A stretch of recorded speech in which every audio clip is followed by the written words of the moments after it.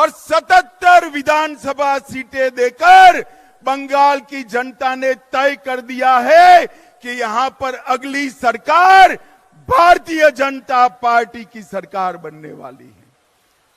शुभेंदु अधिकारी को अभी अभी दीदी ने दूसरी बार विधानसभा से बर्खास्त कर दिया है।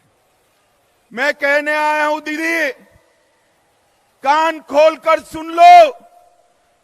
शुभेंदु जी को आप विधानसभा के बाहर तो निकाल सकती हो, परंतु बंगाल की जनता को चुप नहीं कर सकती।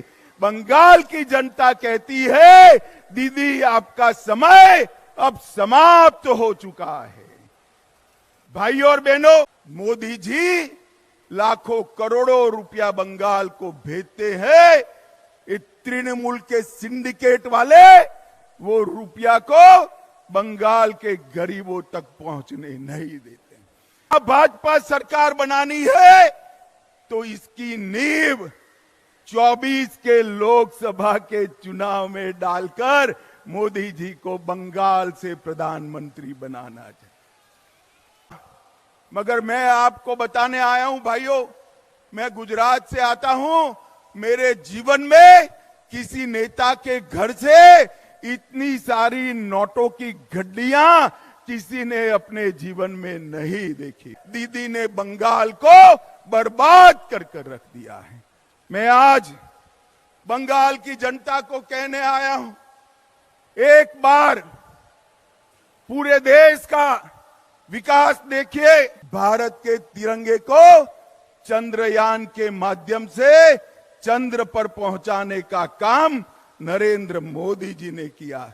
बंगाल को पूरे भारत के अंदर भ्रष्टाचार के कारण बदनाम करने का काम ममता बनर्जी की सरकार ने किया।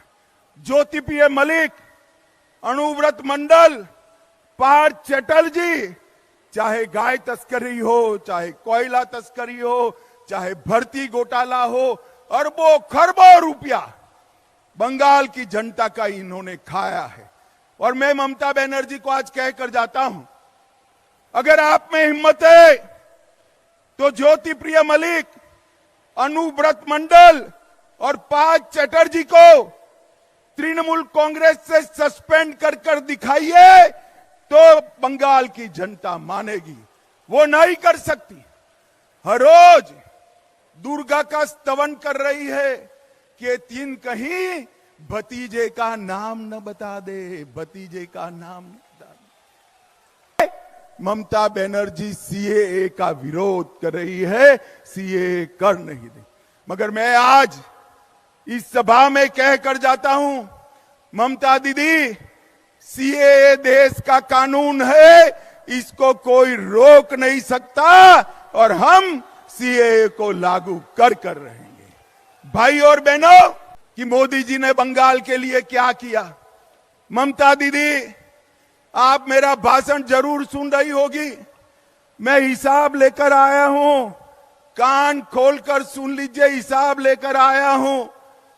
10 साल के सामने 9 साल में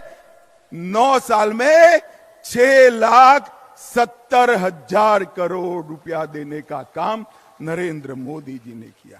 और 1,80,000 करोड़ रुपया नरेगा में 3.5 गुना ज्यादा हमने दिया।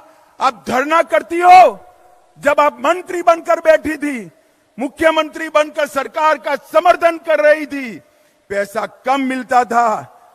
यूपीए सरकार ने 14,000 करोड़ रुपया दिया, मोदी जी ने 54,000 करोड़ रुपया देने का काम किया।